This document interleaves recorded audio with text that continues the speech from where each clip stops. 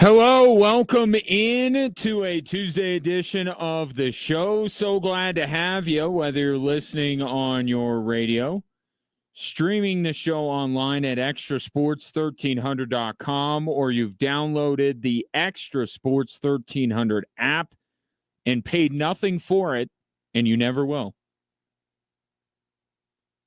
The app sponsored by Diversus Health, Mental Health, and Well-Being for all, a veritable cornucopia of sports topics await you, and I'd love to get your thoughts at 719-247-1313. You can call or text it in.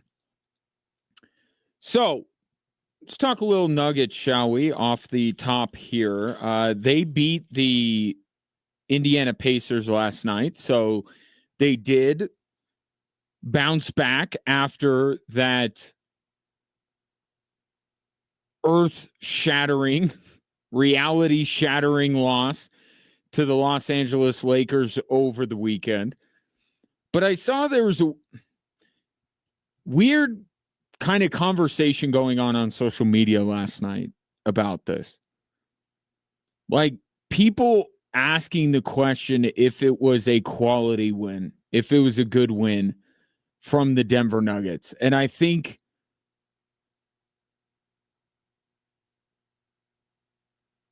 there's a growing sense that the Nuggets are not getting any credit for winning anything. That the focus is always on when they lose versus when they win. And I would argue, heavy is the head that wears the crown or wore the crown in recent years. The standard is very high, and yeah, people react more to the losses than to the wins. But so many people were talking about, I'm like, all right, let me look into this a little bit. There's no doubt that beating the Indiana Pacers, who are a top 4 seed in the Eastern Conference, is a good win. You win on the road, that's a good win. But what are we ultimately judging the Nuggets on? It's a blessing and a curse, the position that the Nuggets are in. And the Boston Celtics are in this position. Oklahoma City's in this position. If you're considered one of the NBA's elite, then really anything you do, any win that you have, because I would say if you lose to a bad team, then that certainly raises eyebrows.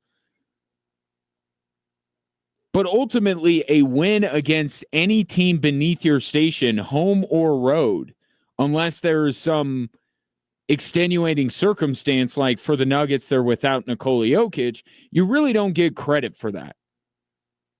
And I don't think that's wrong. If you're an elite team, if you're a championship caliber team, do we really need to go in depth on the significance of beating, the Indiana Pacers? I don't think so. Just using net rating as a barometer. I just looked at the top 10 teams today in the NBA. Nuggets are one of them in net rating.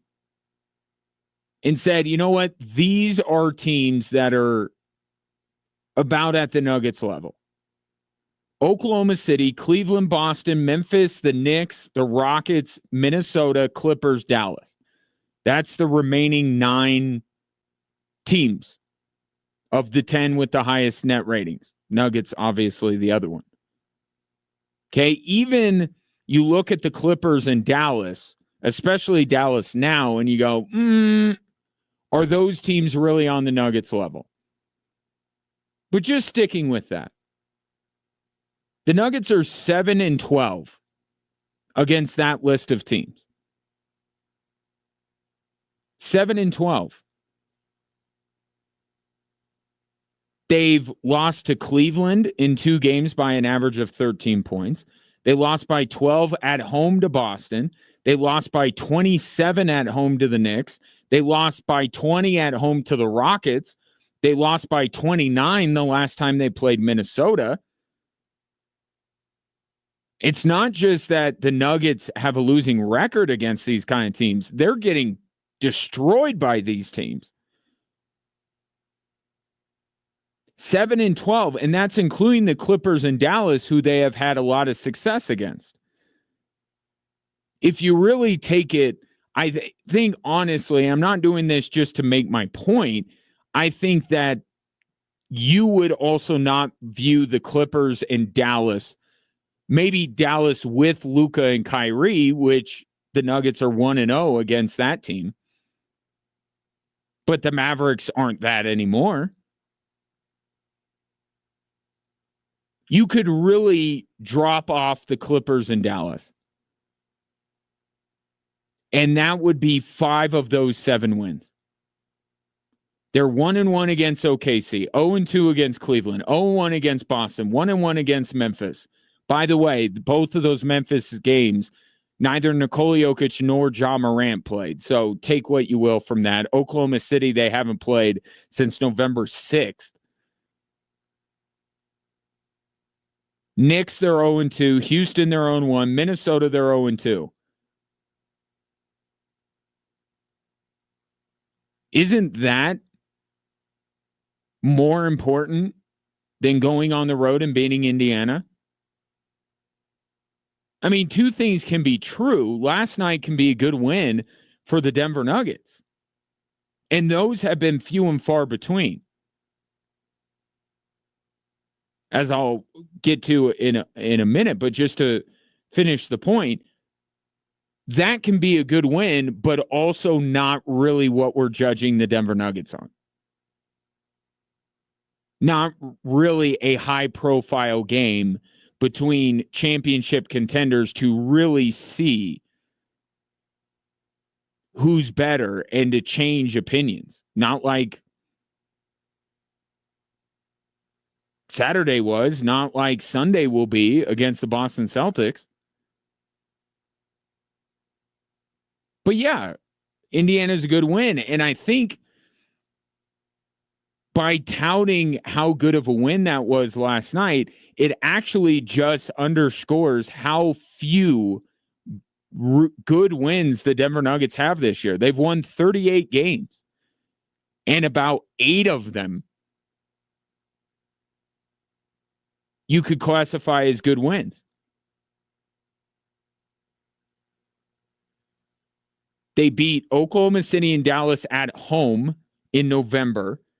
They went to Crypto on November 23rd. Very different Laker team than they are now, but at the time that was a good win. And they beat Golden State at home on December 3rd. And I pause there because Michael Malone has said that he looks at the season as 2 different seasons, before December 8th and after December 8th, basically minimizing anything that happens before December 8th. But those are all quality wins at the time that the Nuggets got before December 8th. After December 8th, they've won at home twice against the Clippers. They beat Sacramento when they were really hot, right before they traded De'Aaron Fox. They beat that Kings team. That was a good win. And then last night. That's it. That's the list of 38 wins. 8 of them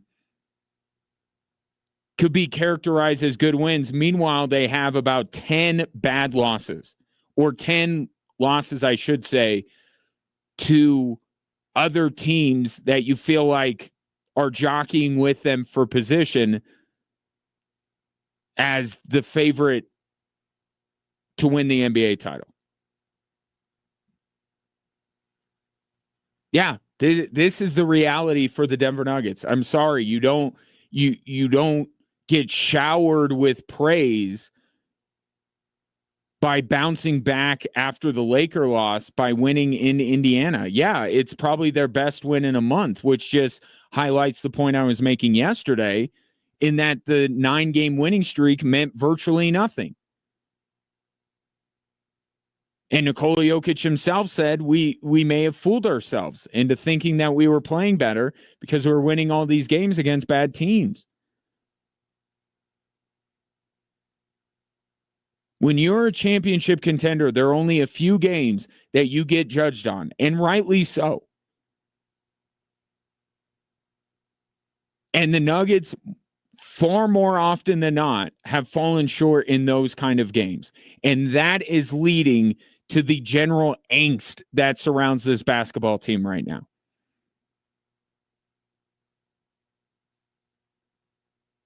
And it's not just outside. I mean, listen to Nikola Jokic speak. He feels it. What you're feeling about this Nuggets team, that there's something that's a little bit off, that they don't feel like a championship team. Nikola Jokic is feeling that and intimating it on at least once a week. We're fooling ourselves after the Philadelphia win. Maybe we're being serious now. When he mentions how he's playing the best basketball of his career, like, hey, don't waste this. So it's not just something fabricated on the outside. I think they feel it internally. And I think they look around at themselves and say, I mean, we're really good, but are we what we were 2 years ago?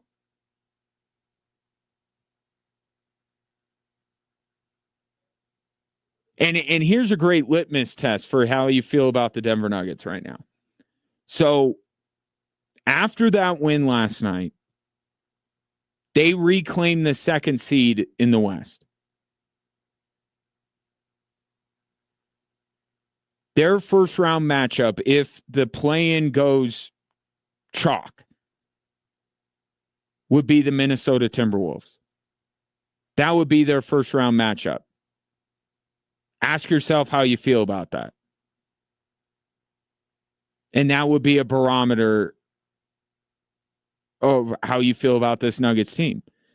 Me personally, that'd be the last team of all the potential teams that the Denver Nuggets could, basically everybody 5 and below in the Western Conference. That is the last team that if I'm the Denver Nuggets, I want to see in the first round. Last time those two teams played, the Wolves won by 29.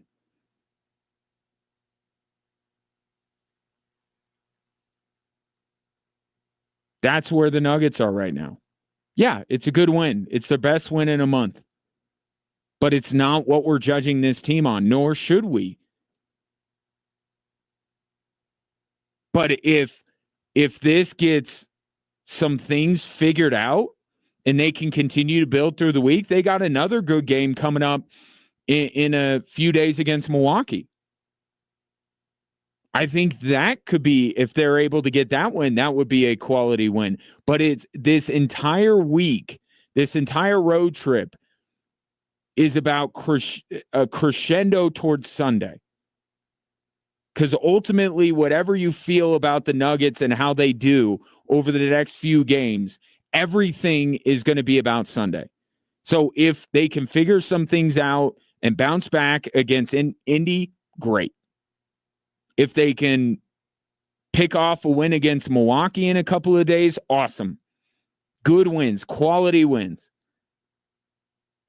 But we reconvene on Monday, and if the Nuggets beat Boston, vibes will be at a all-time high. And if they lose, it will be like, oh, well, maybe the Pacers win wasn't so indicative of a Denver Nuggets team that has figured things out. Take your thoughts. 719-247-1313. Nikola Jokic was quite brilliant last night. Want to talk about him a little bit as well. Taking a cue from Michael Malone, never being complacent about what we see from Nikola Jokic on a nightly basis. So we'll get into that in a little bit. Coming up next, heavy on the football today because everybody's at the combine. But before we get into all that stuff, how about this report today about one of the best tight ends ever potentially coming out of retirement, in the Broncos being a potential landing spot.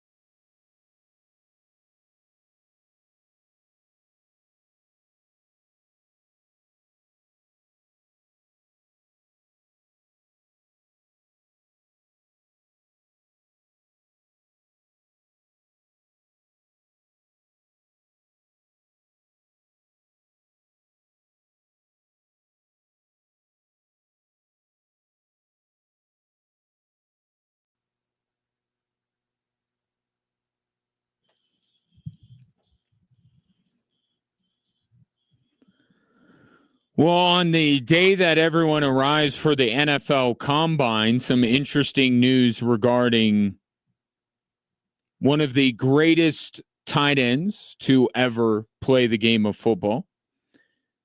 As according to Cecil Lammey with 104.3 The Fan in Denver, reporting that Gronk is considering a comeback. And because of his time on Fox with a certain head coach of the Denver Broncos, a lot of people are connecting the dots that say that Gronk, who's been quite bullish on Bo Nix in the past, would be the place to go. In fact, there are some bookmakers that are already putting out hypothetical odds that if Rob Gronkowski were to come out of retirement, that the Broncos would be the most favored landing spot. Now, we know that Rob Gronkowski is not a joker type of tight end. I don't think it's quite what Sean Payton is looking for in that position, but if you could get Bo Nix a really good weapon, you take it, right? There's the joker search, and we'll get into that. Both George Payton and Sean Payton talked about it today at the Combine. But beneath that, it's like, it's not just that the Broncos need, or yeah, that might be the ideal thing, but they just need more reliable receivers and more reliable backs for Bo Nix. So come on, Rob Gronkowski, what do you think? The one thing I didn't mention on purpose about these hypothetical odds is that the Broncos, while being the most favored landing spot of Rob Gronkowski, none is an option, and it is minus 200.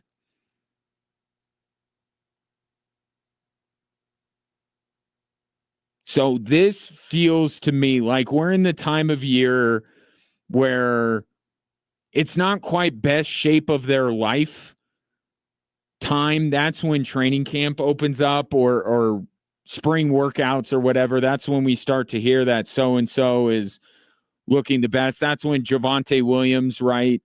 He was slimmed down, and we were all talking about how good Javonte Williams could be this season, and then he had his season, and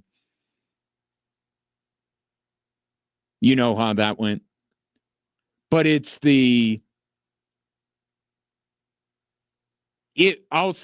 I'll put it this way.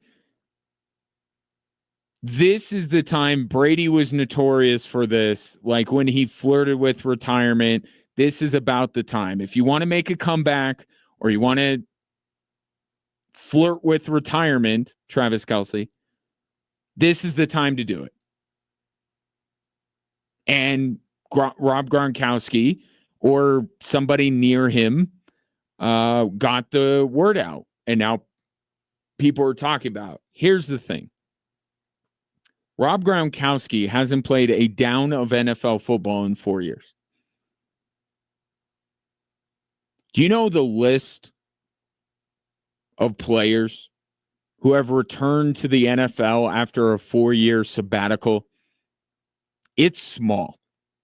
One of them is George Blanda in 1960, and he was a kicker.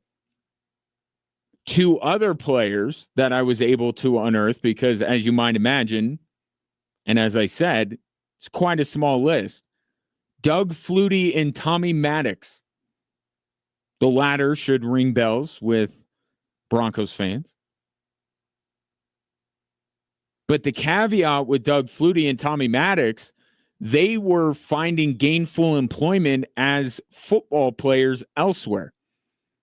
Doug Flutie was in the CFL. Tommy Maddox, quarterback of the LA Extreme. Original XFL, baby. They were playing football. Rob Gronkowski, and I have no doubt that Rob Gronkowski, for being a television analyst, is in phenomenal shape. And I would not like to cover him on a flag football field. He would destroy me. but he's a television analyst. He's been a television analyst for 4 years. We talk about coaches who are out of the game for like a couple, where we're like, man, I don't know. I don't know if this is going to work. And we're talking about a guy at an extremely physical position coming back after being a television analyst for 4 years as being an option for the Denver Broncos. This has sideshow written all over it, and I don't think that the Denver Broncos are in the business of entertaining sideshows. Relationship between Sean Payton and Rob Gronkowski aside, I think Sean Payton's job here is too important. This is too important of an offseason for the Denver Broncos to be indulging the fantasies of a once great tight end.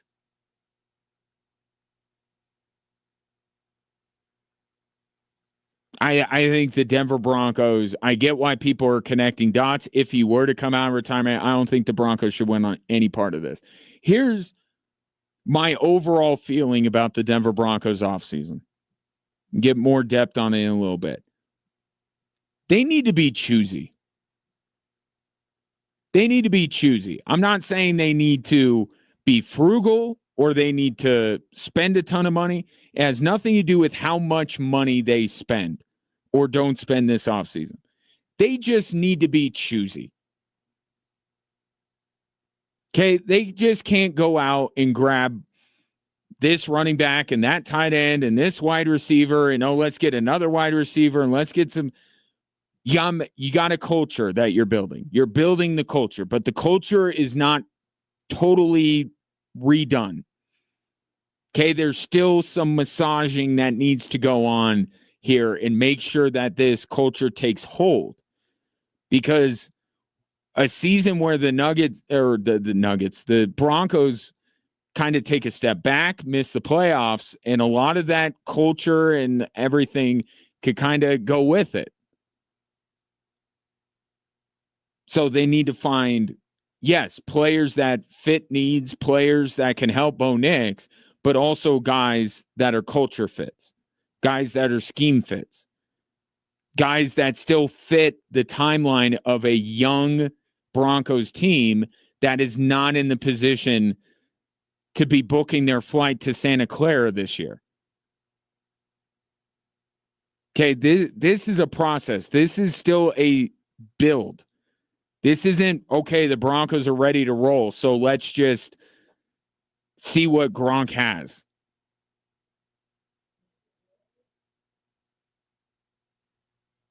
I sincerely doubt that Rob Gronkowski actually follows through with this. And I sincerely doubt that there's legitimate interest anywhere in the NFL. But one of the last places that should be looking to take on this sideshow would be the Denver Broncos.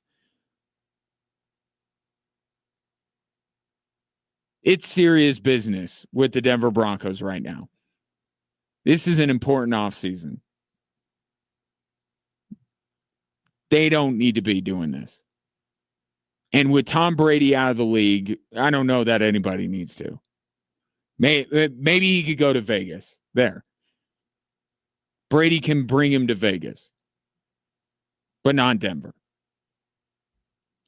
719-247-1313. Here's the other tight end news item that is out today. It is a guy that's still current in the National Football League, and that is Travis Kelce. Now, I think there are a lot of teams that were waiting with bated breath to see if Patrick Mahomes' favorite target was going to continue his career and would maybe feel like a moment can be seized if he does walk away. Brett Veach, the Chiefs GM today at the Combine, not only said Travis Kelce's going to come back, he's fired up. Which feels to me like Brett Veach is holding a little bit of water here for Travis Kelce. Because the last thing that I would say to describe Travis Kelce, that the last time we saw him on a football field was fired up. That dude looked like the fire was completely extinguished. So I think this is Brett Veach, taking some liberties here, understanding what we all saw. We saw a guy that about 2 minutes and 2 drop passes into the Super Bowl looked like he wanted to be anywhere else but on an NFL field. So, okay, he's coming back. And I got to imagine with Travis Kelce, you want to finish your career, whether it ends with the Super Bowl title or not, you want to end your career on a higher note than that. So if your body still allows you to do it, then more power to you. And I think in no world are the Chiefs better off this season without Travis Kelce. But the one thing I will say is if Travis Kelce really isn't fired up, like Brett Veach says he is, he better get fired up. Because this is not the sport that you kind of half-heartedly, I kind of want to do better than the last time I was out on the field, and I enjoy it, and I want to get paid, and this, that, and the other. No. Your heart's got to be in it. So I don't believe that he's fired up. That is the quickest rebound from what we saw in the Super Bowl ever. If Travis Kelce goes from 0 to 100 in just a few weeks' time. I think this is his general manager hyping him up a little bit. And maybe Travis Kelce can get hyped up. He has until the season starts to get hyped up. But the last thing that Travis Kelce was fired up on that football field. And I think he was largely indicative of the Kansas City Chiefs and kind of an early warning sign that, that was not going to be their day. 2 years ago in the Super Bowl, Travis Kelce was screaming at Andy Reid. That's passion. Whether you appreciate him going after his head coach like that, at least it showed that's fired up Travis Kelce. I saw dejected Travis Kelce like moments into that football game. So if he's not fired up, he better get fired up.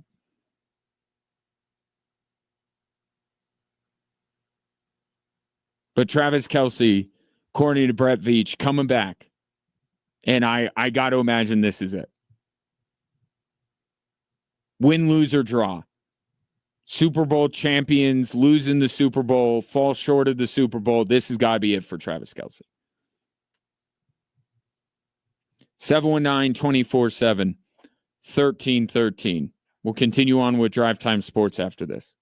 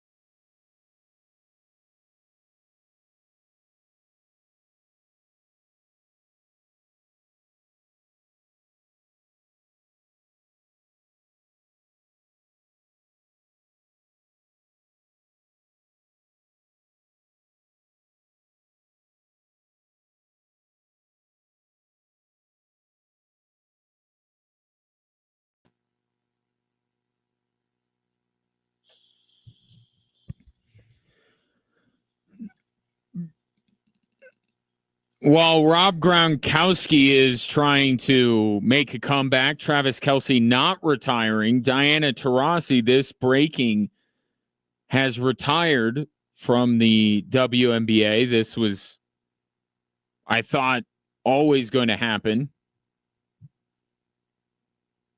But obviously, one of those players who was kind of a precursor, kind of laid the foundation for the rise of women's basketball that we are now seeing with obviously Caitlin Clark first and foremost, but even the younger generation.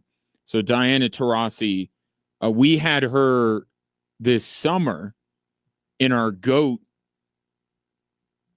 bracket, and she was the women's basketball GOAT. And I agree with that. Won championships in college, won championships in the WNBA, won gold medals.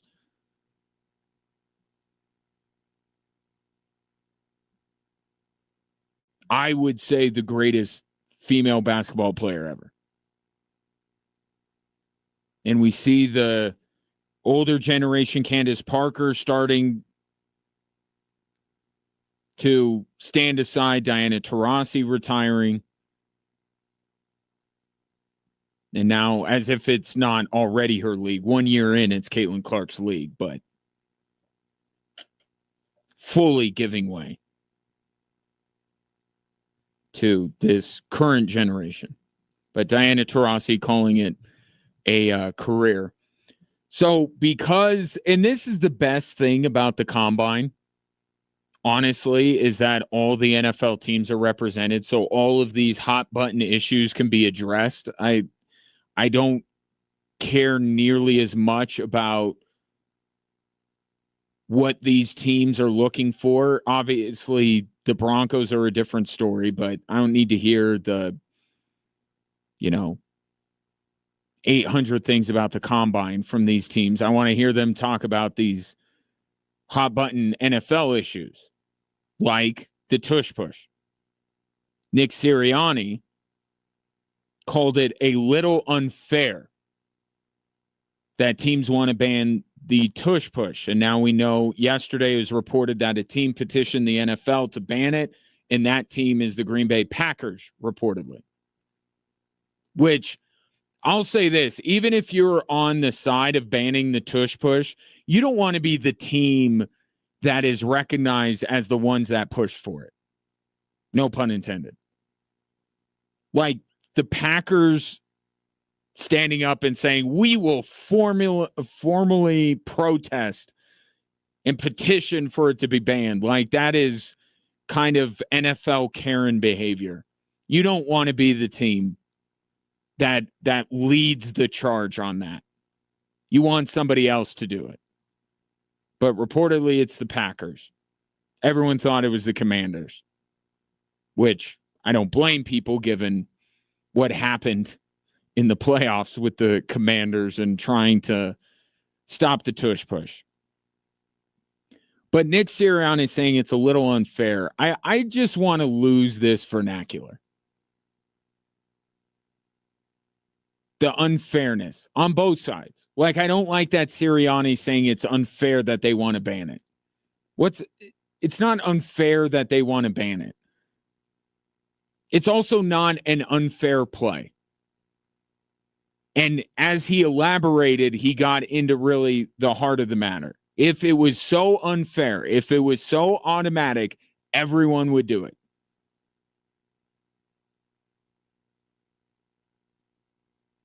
I mean, we have teams like the Buffalo Bills that can't even do it right. So to me, let's find one other team that can pull it off. And then we can have a discussion about this. If the NFL wants to ban it because it's not aesthetically pleasing and they're all about entertaining the fans, then whatever. But this argument of it's so unfair is nonsense. Like, there's one team that does it. Everyone thought when Jason Kelce retired, Eagles aren't going to be able to do it. Well, yes, they are. Because Jalen Hurts is the key. Different guys pushing him, different guys in front of him. Jalen Hurts is the constant. And I think even though it's just 1 yard that they're picking up every time, like, let's give Jalen Hurts the credit he deserves for being the one quarterback that can do this because of the way he's built and the strength he has in his lower body. Like, I am so not even close to on board with the idea of banning it. It doesn't bother me. I don't feel like it's an unfair advantage. If the NFL is going to ban it because it doesn't look good on TV, then that's a completely different story. But it's not an unfair advantage. I would much prefer it to stay in to live to see the day where somebody stops it. Or, like I said, live to see the day where somebody else can do it. Anybody. But if you're Nick Sirianni, don't say it's unfair to ban it, because then you're just giving ammunition to the people that say this is the thing that the Eagles have. They want to hold on to it, and because they can't be successful any other way, which is so not the case.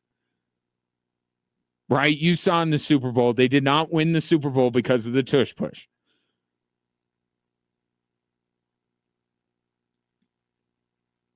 But it just adds fuel to the fire. If you're the Eagles, don't complain. If you're the Packers, don't complain and petition the league because you look soft. You look like you're whiners and complainers. And if you're the Eagles, don't complain that it would be unfair to you. Don't showcase your persecution complex, okay? If the NFL bans it, it will just be because they don't think it looks good on TV. Which is a dumb reason to ban it, but again, separate conversation. See where it goes here. Just stop it. Like, why do we have to this is so unfair. We should ban it. How about figuring out a way to stop it? Do that instead. As far as the combine goes, one of the worst explanations of why something is done is we've always done it. Right? It's one of the worst things to say about something, and in fact makes me feel like there's even more of a reason not to do it that way. Whether it's in business, in parenting, in football, anywhere in life. It's a bad reason.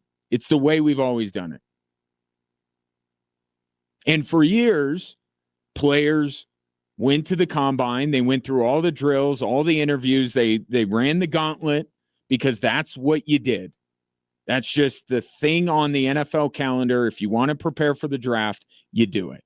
But now you have every year now more and more players saying, yeah, I don't think I am going to do that.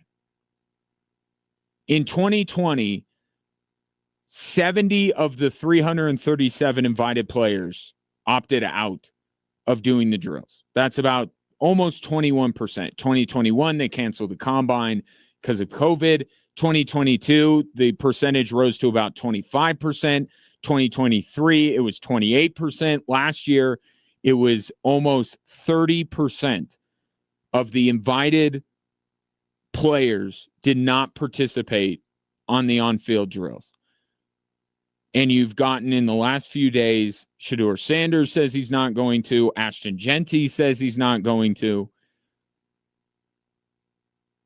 And I would imagine that the percentage when everyone bows out because the stuff doesn't really start till Thursday is going to be a higher percentage than 30%.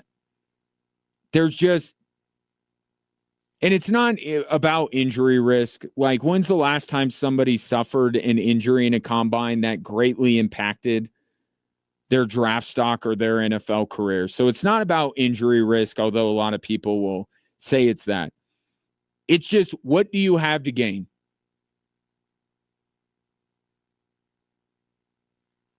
Really, what do you have to gain, especially when you're a high profile? The reason why we hear about these opt-outs is because it's Genty and it's Shador. These are high-profile players. If you are a high-profile player, what do you have to gain from going through the on-field workouts when in just a few weeks you could do a lot of the same things, but with your own receivers on your home field? You can control the environment a little bit. Like, think about it with job interviews these days. Like, the old ways of getting jobs are kind of being pushed out. We're doing it less and less, right? A lot of the job interviews are virtual. You can do them from home, much more comfortable, right? Than getting dressed up, going into the office, waiting in the waiting room, going into the office of the person doing the hiring. Like, it's just a much more comfortable environment to do it over Zoom at home. In fact, more and more, the interview process as a whole has kind of been, completely changed because most companies go through referrals. I know my company and a lot of companies incentivize their employees to find colleagues or friends or somebody that they know and they can already vouch for them and then get going with the interview process. There's just, we think of these different ways and realize what's important and what's not. And you'll hear in fact, Sean Payton, the first thing he mentioned today when he was asked about the combine and the utility of the combine, he talked about the interviews. I mean, think about it. The Broncos drafted Bo Nix more for what was in his backpack than anything he did at the combine. Right? Remember, he had like a lacrosse ball and he had a notebook, and Sean Payton was super impressed by that. Now, what ultimately mattered was his game film. Again, something that the combine has nothing to do with. But the Broncos were more impressed with Bo Nix and the contents of his backpack in his interview than on field drills. In fact, remember this year when Sean Payton said Bo Nix is faster than they thought because they didn't even make him run. They didn't even feel a need. They saw all they needed. Running the 40 and all that kind of stuff, that's a big combine thing. I'm not saying that the combine's going to go away. I just think you're going to see more and more players, especially high-profile ones, go, there's nothing for me to gain here. And we'll see if there's a tipping point where the combine's like, yeah, maybe we'll just do like winter meeting style. There's actually going to be no product. We're just going to get everybody in one place and you can meet with each other. 5 years down the road, 10 years down the road, maybe that's what it is. But even the underwear Olympics, was that Mike Florio that coined that phrase? Like, the stock that we put in the combine has decreased year over year.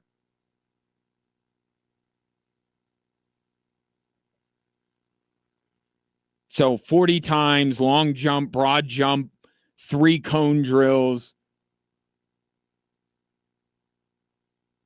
The next time I hear an NFL coach talk about where they knew that their franchise quarterback was the guy because of his 3 cone drill will be the first time. Now, for players that are fighting to get drafted, ones that are fighting to go from a day 3 pick to a day 2 pick, I think there's some use for the combine, and maybe that's what it turns into.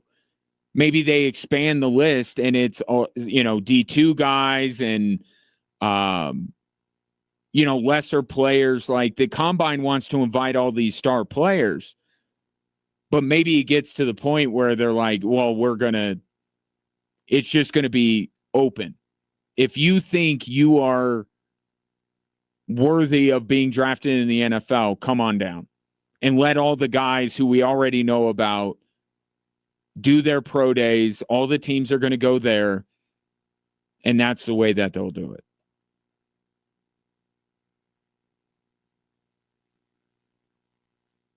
But this combine, the combine as we know it, the combine as it once was, being this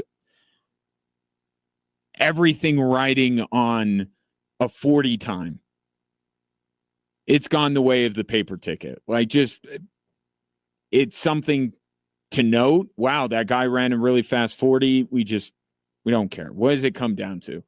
Game film, interviews, medical. Speaking of the combine, George Paton, Sean Payton, both spoke today on what they're looking for, and just my overriding sense of everything is you need to lower your expectation a little bit if you think this is going to be some big-time Broncos offseason. I'll explain next on Extra Sports 1300.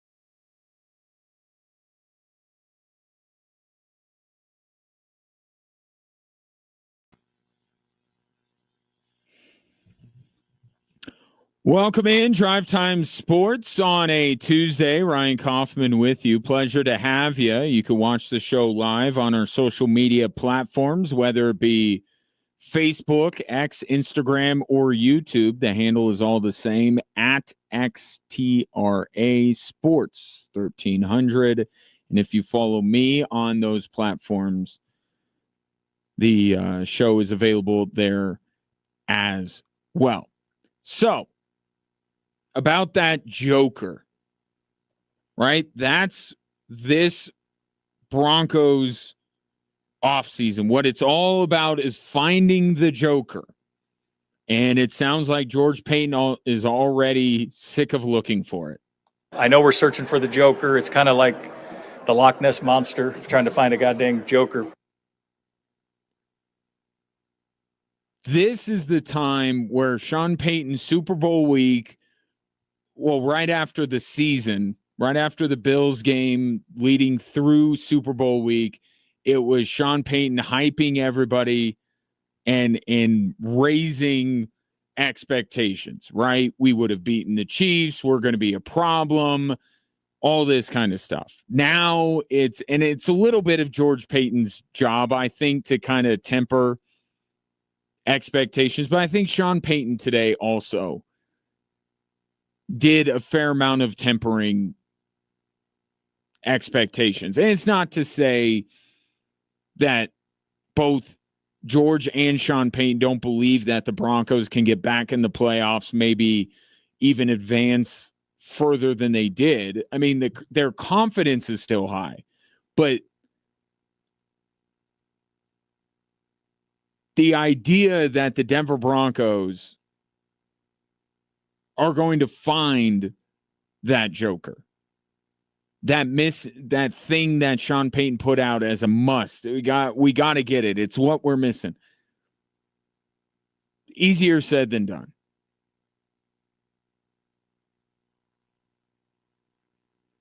And think about it. How many guys fit that description? Mel Kiper's mock draft just came out. Now he does have Colston Loveland going to Michigan. And one thing I've learned with mock drafts is if everybody is in line with something, probably fade it. Everybody has Colston Loveland going to Denver. I would say today, watch him go like 5 picks ahead. Because if the idea of the Joker is a matchup nightmare for opposing defenses, you don't think anybody else drafting ahead of the Denver Broncos would be interested in somebody with that skill set? Already, Tyler Warren, forget Tyler Warren, that dude is going to be long gone. He's being mocked in the top 15, top 10. But even watch Colston Loveland as we move through mock draft season. Watch him elevate a little bit. Not saying he wouldn't be a good fit and give the Broncos that potential type of player. Because I've started to go back and watch some of these Michigan games. I see it. It doesn't jump off the screen like Tyler Warren does. But like I see it, I get it. You don't think anybody else would be interested in a guy like that?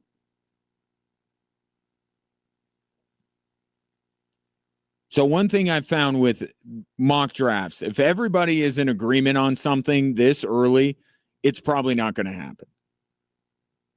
Not because their intel is wrong, not because their perception is wrong, but just because so much tends to change between now and April. Just very rarely do I look at a mock draft that comes out at this time and that holds up till draft day. So much can change. I get the thought process behind Colston Loveland. I see it. I understand it. I think it would be a good pick for the Denver Broncos. If he possesses those skill sets, why wouldn't that be desirable? And as Sean Payton mentioned, it's not like they're in a spot that they've been in years past when it comes to the draft. Those discussions will take place, George, Cortland's representatives, and that's not the right one. That's on Cortland Sutton. But Sean Payton said, sitting at 20, they're not. And this is coming from the guy that even claims that he manipulated the entire NFL so he could draft Bo Nix. Even Sean Payton admitted today, there's a lot of stuff that we have no control over. Right? And I would put Tyler Warren and Colston Loveland in that group. The Broncos, it might fit exactly what they're looking for. But there are a lot of teams ahead of them. And there are a lot of spots in this draft that the Denver Broncos cannot conceivably trade up to. Even if they thought so much of Tyler Warren and Colston Loveland that they were willing to trade up. There's a lot of spots ahead of them that would not even entertain moving down to 20.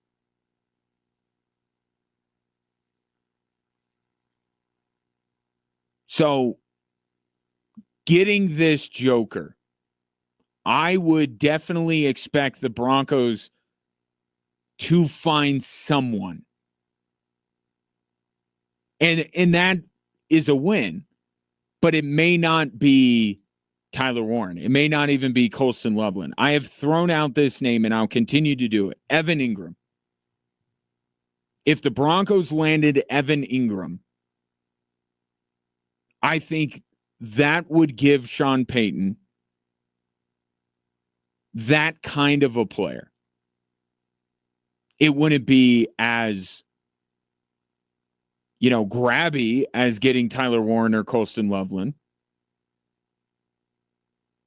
But also from a practical standpoint, if you're looking for the Broncos to continue to progress, and I've talked about this, even if they get somebody with that joker skill set, they're still a rookie.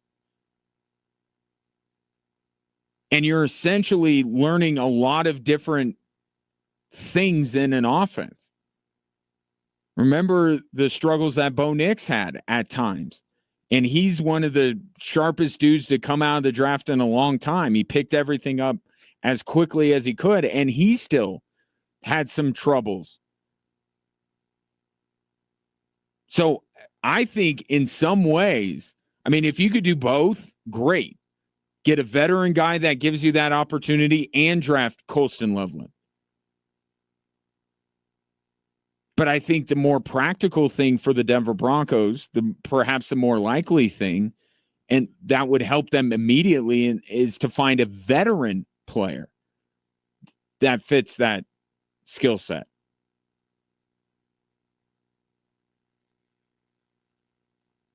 Because that's the other part of the weapons that the Broncos need. They got a lot of young guys. They could use some more seasoned veterans in that group.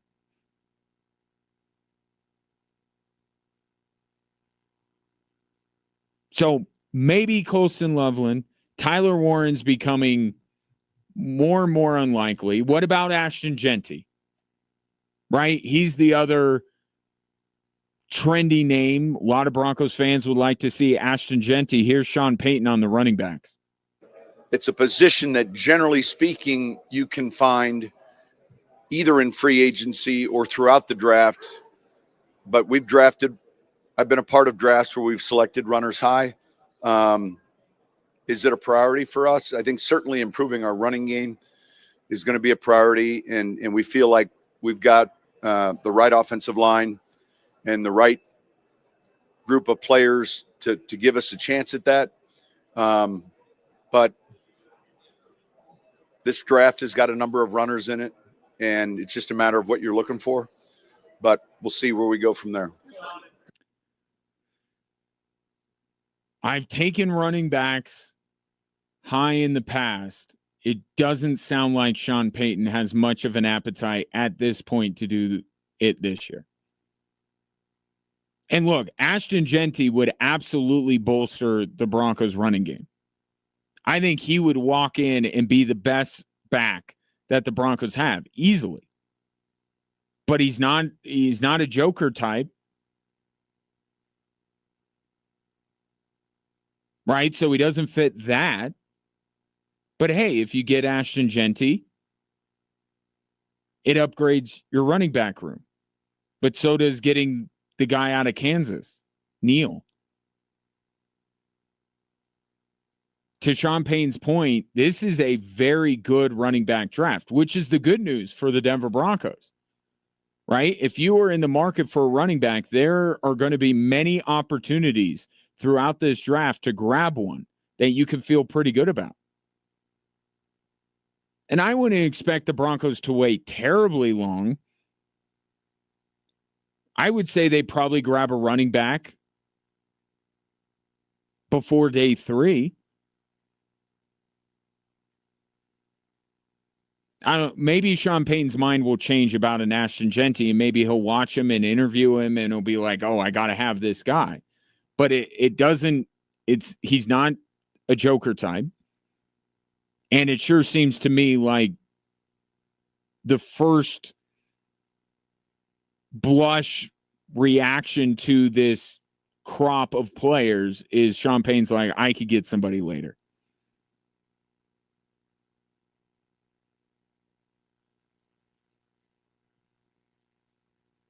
It felt, listening to both of them, and combined, they talked for about 45 minutes. It really seemed like they were almost intentionally tempering expectations. Meanwhile, you have Mike Vrabel today, New England head coach, saying we're going to be aggressive.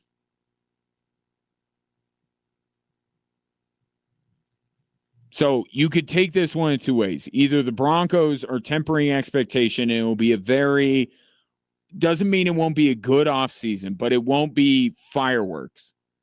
Or they're playing possum. I would lean towards the former than the latter, but I suppose some of the comments today could be the Broncos not, telegraphing what they're going to do.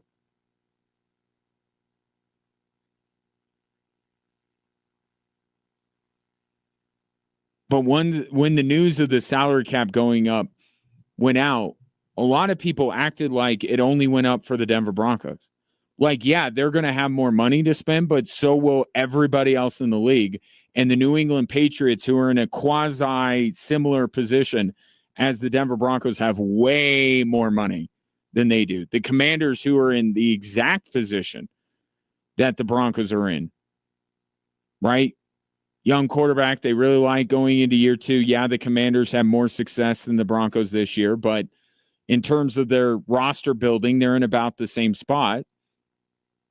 They have way more money than the Denver Broncos. I just think some of the big ticket items are going to not be purchased by the Denver Broncos. But I think they will address running back. I think they do come away with somebody that you see the Joker vision for one way or another. But I would say if this team is going to invest heavily, and that's a subjective term, I don't think that the Broncos pay top of market value for anybody. I don't think they're in that kind of position. I don't think they want to be the highest bidder necessarily for some of these guys. But I think we'll look back in the biggest investment that the Broncos will make financially will be on the defensive side. And I think there's a lot of good reasons for that. Whether it's, DJ Jones, they talked about that today. It seems like DJ Jones is going to be a Bronco moving forward. Zach Allen, maybe Nick Bonito. So it's not just going outside the organization and spending money. It's maybe spending money on their own guys. But I think the heavier investment is going to be on the defensive side. Because I think Sean Payton will say, I don't need as much as maybe Vance Joseph does. I can make up the difference a little bit more. And you saw towards the tail end of the season that proven right. It was the defense that fell off, not the offense. So tempering expectations just a little bit today in Indianapolis for the Denver Broncos. Take your thoughts, 719-247-1313. Coming up next, Nikola Jokic did something last night he's never done before, but one other notable big man in NBA history has. I'll give you one guess on who it was next here on Extra Sports 1300.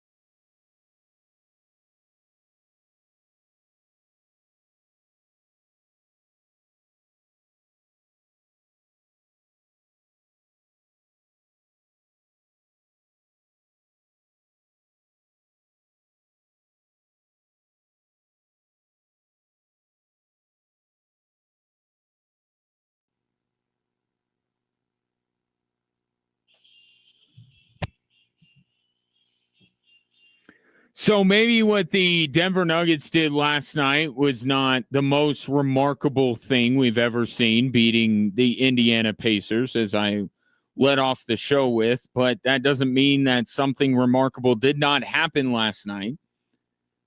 And whenever Nikola Jokic tops himself, that is worth noting. And last night, he had a career-high 19 assists. And you can all guess the last NBA player, NBA center, I should say, with 19 assists. Yes, Wilt Chamberlain in 1968. Here's Jokic on all of them assists. I mean, it was that kind of night. Every game is different, and today people are making shots, people were cutting, and I was fighting them. So it was that kind of night.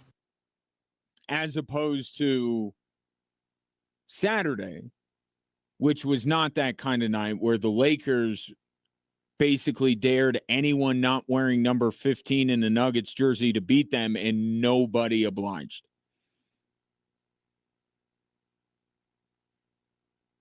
But 19 assists, that's pretty nuts. Here's Michael Malone marveling at his franchise player.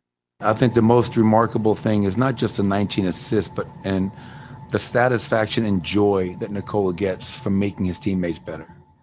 I mean, like, he'd be happy getting 19 assists, no points, and us winning than any other superstar that I've ever come across. And that speaks to who he is. He's a humble person and understands that this whole thing is always much bigger than the individual. It's the collective. Yeah, because Nikola Jokic has seen firsthand when he is the only guy helping the Denver Nuggets out, that doesn't end well. He knows he needs everyone else to win a title. All generational talents, all top 50, 100 NBA players of all time, all needed help if they were going to win a championship. Nikola Jokic is no different. Now, I know Nikola Jokic would be happy getting 19 assists and 0 points.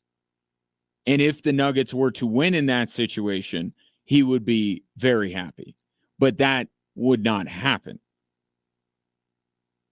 And it goes back to Saturday. With how reliant the Denver Nuggets are on Nikola Jokic, a ton of points and very few assists, Nuggets aren't winning. A ton of assists and not very many points, they're not winning either. 2 games this year, Nikola Jokic has scored 12 or fewer points. Nuggets have lost both of them. Game to Miami and then Saturday. So I know Jokic couldn't care less if he scores, but he also knows that he needs to.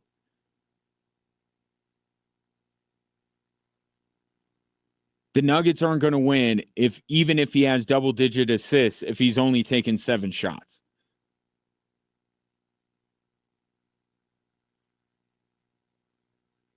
He has to do both.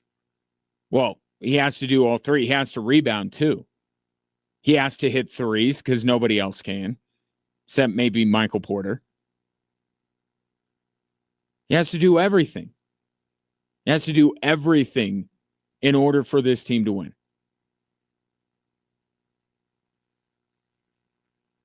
And it's the same with Nathan McKinnon and the Colorado Avalanche. Like, there's a reason why we are seeing perhaps the finest statistical seasons of both of their careers. It's not just because necessarily they're getting better or adding to their game, which it very well could be. It's because they have to.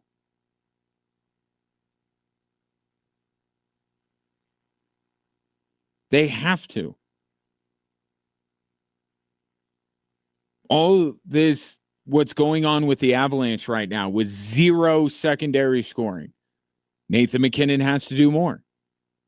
With the Denver Nuggets not being as good as they were last year, which is to say not as good as they were 2 years ago, Nikola Jokic has to do more. what we are seeing from Nikola Jokic and Nathan McKinnon, which could both very well end up being MVP seasons. With Nathan McKinnon, I've already called my shot here. Nathan McKinnon's going to win the Hart Trophy again. With Nikola Jokic, it's a little bit murkier because Shea, although the drum beat is getting a little bit louder to maybe diminish Shea a little bit because of the free throws. Last night after Minnesota rallied, what were they down? 20-something in the second half? Went on a 16-0 run to close out regulation, beat the Thunder in overtime. Chris Finch, you want to talk about unlikely allies. You have Minnesota fans chanting that Shea is a free throw merchant. And you have Chris Finch, the head coach of the Minnesota Timberwolves last night, talking about how it's frustrating because the Thunder are allowed to be physical and allowed to commit fouls, but they can't touch Shea. And you saw Anthony Edwards, if you watch the game, get so tired of SGA's whole shtick that he just shoved him in the back on a screen, just shoved him down. Minnesota and Denver combining, especially the fan bases, after the war of words that were exchanged after last year's playoff series, becoming unlikely bedfellows in a way, both screaming that SGA is a foul merchant and would not be the MVP candidate that people make him out to be if he weren't allowed to bait into free throws. And I've said this. I don't want to just call someone a free throw merchant or a foul merchant out of hand just because of their numbers. Right? Because there is an art and there is a line here where some guys are just really good at drawing contact and some are looking for it and some are baiting. Some are being foul merchants. I feel like you have to watch Shea's teetering. He's not James Harden. He's not Joel Embiid. He gets right up to that line on a nightly basis. Should that disqualify him from the MVP race? No.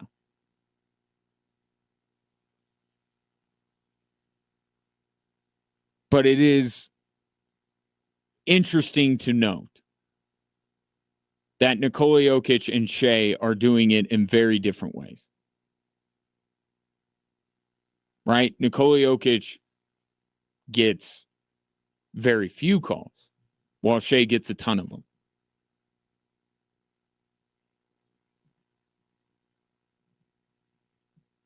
Speaking of doing things in a different way, here's Tyrese Halliburton with some high praise and interesting take on what the Denver Nuggets do.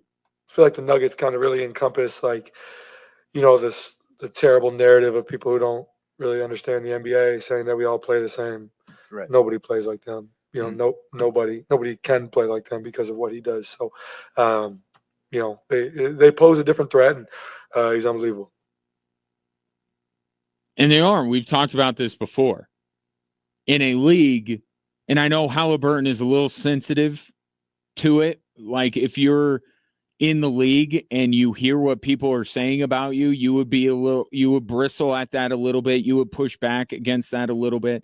I don't think it is a completely ignorant take to talk about how NBA teams on the whole, not every single one of them, to Halliburton's point, there are exceptions to every rule, but in general, yes, the NBA, you tune in on a nightly basis and you see a lot of the same things. Not everybody, the majority of teams play the way that Tyrese Halliburton is saying. But the Denver Nuggets continue to zig while everyone is zagging. And it's because of Nikola Jokic. But here's my issue with the Denver Nuggets in how counterculture they are in the NBA. I do think it's more fun to watch, and I do think people who love basketball but are a little bit turned off by all the three-point shooting, they really should check out a Nuggets game. Because you're going to get something different. And there's something to be said for that. And there's something to be said for leaning into who you are and not trying to be something you're not. But the flip side of that is if you're part of being counterculture, part of being so different than everyone else, I think you also have to be able to stop what these other teams are doing. And that's been a fundamental issue with the Denver Nuggets. So it's all well and good that they play offense this way. And they are effective, and they are one of the best offensive teams, and they are incredibly difficult to match up with. But that's never been the issue.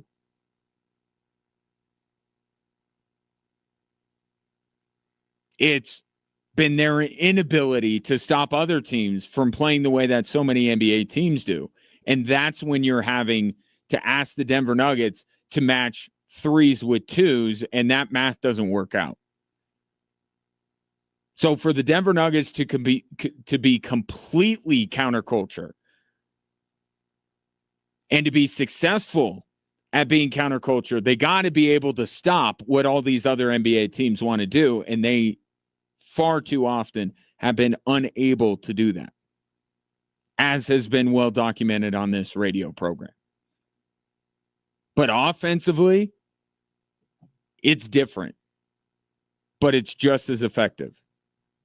And perhaps more effective because teams, especially a team like Indiana only sees Denver twice a year. It's like, Lamar Jackson. Look at Lamar Jackson's record against NFC teams. Detractors of Lamar Jackson always focus on what he does against the Steelers or what he does against the Chiefs or what he does against the Bills. All AFC teams. NFC teams, he kills. The next time the Ravens, I don't care who they're playing, if the Ravens make the Super Bowl, I'm picking them to win. Because what Lamar Jackson does is so difficult to game plan for and to be able to execute against when you don't see him very often. It's the teams that see him twice a year, like Pittsburgh, that seems to figure some things out. It's the teams that meet up with them every other year in some form or fashion, like Buffalo or Kansas City, that are able to deal with Lamar Jackson a little bit better. It's the same thing with Nikola Jokic. He's so different in so multifaceted that especially in the NBA where you play a team only twice if you're in opposite conferences and the games come at a more rapid rate than they do in the NFL, the Pacers have even less time to get ready for everything that the Denver Nuggets and Nikola Jokic are. It's going to be even more difficult for them to do anything about it. 719-247-1313. Nikola Jokic, 19 assists, a career high. He and Nathan McKinnon they haven't peaked yet. They keep doing things where you say, well, career high this, they've never done this. It's remarkable. 719-247-1313. Back after this.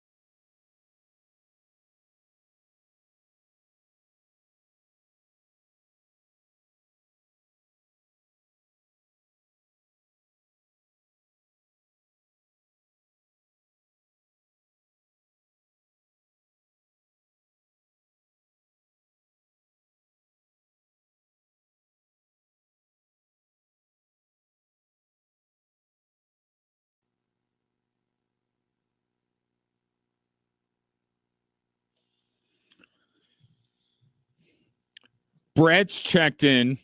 Everybody, wake up, honey. Brett's dropped some text messages. Is that how that goes? Anyway, talking about Travis Kelce, Brett Veach, the general manager of the Chiefs, says that Travis Kelce is fired up to play this season for the Kansas City Chiefs. And I would, I just openly wonder aloud where that fired up Travis Kelce was a few weeks ago. Chiefs could have used that guy in the Super Bowl. Looked dejected to me. Looked like he was done. That's what he looked like. I mean, we'll see what he looks like when training camp opens up and the season begins. That dude looked like mentally he was done with his NFL career. So I call Brett Veach out on that. I think he's trying to spin things a little bit for his tight end. Brett says, I believe it was Buddha or maybe Confucius that said behind every dejected man is a Taylor Swift. Don't do that. Don't do that. I mean, I'll read it, but don't do that. Taylor Swift is a sweetheart, and she has had no negative impact on Travis Kelce or his career.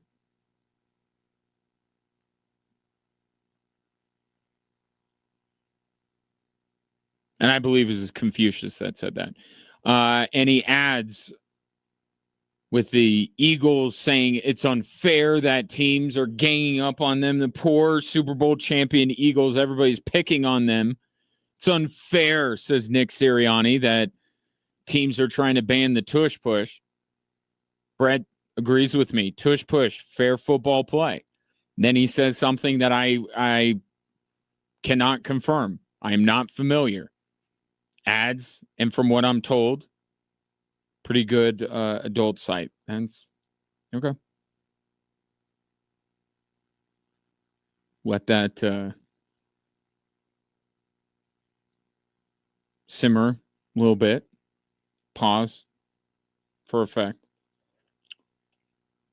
Don't know. Couldn't tell you. And Brett, for the record, couldn't tell you either, as he said in his text message there. I'm getting ready to do something that I think I need you to talk me out of. Now, through the course of my life, have been prone to making some questionable decisions, right? You don't even have to know me that well. You could just listen to me talk on a daily basis, and you said there's clearly a guy who has made some mistakes in his past. And you would be right about that. I am thinking of doing something incredibly reckless and stupid, and I want you to talk me out of it. I think I'm going to watch the Rockies. I'm seriously contemplating it. And not because I think they'll be good. In fact, I think they'll be quite poor. But there was a spring training game the other day, and you've probably seen the highlight, but you don't know the rest of the story. Let me be Paul Harvey here for a moment. So the Rockies are in the field. There are 2 Diamondbacks runners on base, or 3 bases are loaded. Less than 2 outs. Guy hits a fly ball to center field. Center fielder catches it. Okay. 1 run's going to score. Happens. It's called a sac fly. Third base coach for Arizona waves in the guy from second. He's going to score. Throw gets away from the Colorado Rockies. Bounces behind home plate. 3-run score on a sacrifice fly. But the rest of the story is the Rockies still won that baseball game. The team that gave up 3 runs on a sac fly went on to win the baseball game. And that kind of chaos, I'm kind of in the mood for. Now, they're not going to win a lot of games. There's going to be more things that happen this season that are more reminiscent of giving up 3 runs on a sacrifice fly than the Rockies ending up winning that game. I know that. But just the idea that both things can happen potentially in one game, I'm kind of intrigued by that. And they got some young guys. Again, none of this is about the start of something special or the next great Rockies team, or more accurately, the first great Rockies team being built here. I have no faith in this organization whatsoever. But I have been angry at this organization for years. They have soiled one of the fondest memories of my childhood, was going to Rockies games, and this team took that patronage and wiped their rear ends with it. But I'm all out of anger. I just am. I can't continue to rage against this machine any longer. So my choices are apathy, depression, or I just kind of take it for what it is. And I'm not an apathetic guy.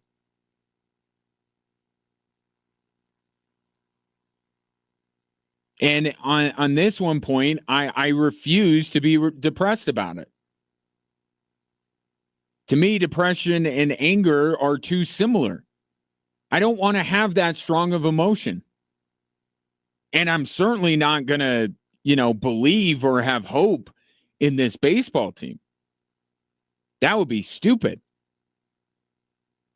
I mean, I'm saying that even me contemplating watching them on a semi-regular basis, I think might be stupid.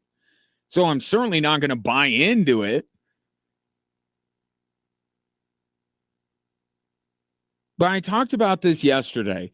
Like, if you're an Avalanche or a Nuggets fan, your life's not that fun. It's not. Like, the most fun thing you have is Nathan McKinnon and Nikola Jokic. And that can get you by most nights. But if you are a team-first guy, you're a team-first fan, and you ultimately, above everything else, want your team to win, this has been kind of a miserable season. I mean, let's just call it for what it is. It's been kind of miserable.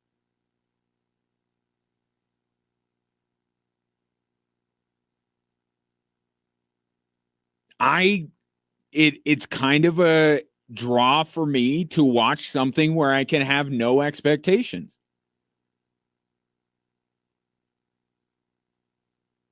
And tune in to watch something that I may see something I've never seen before. Like a team give up 3 runs on a sacrifice fly. I need you to talk me out of it, because it's not like I'm a father. I'm a busy professional. I have better things to do with my time than to watch the Rockies, but I am seriously considering watching them. Because now, will I go up to Coors Field? That's a whole different thing. I'm talking about from the comfort of my couch, with the idea that I can turn it off at any point. I can have that out.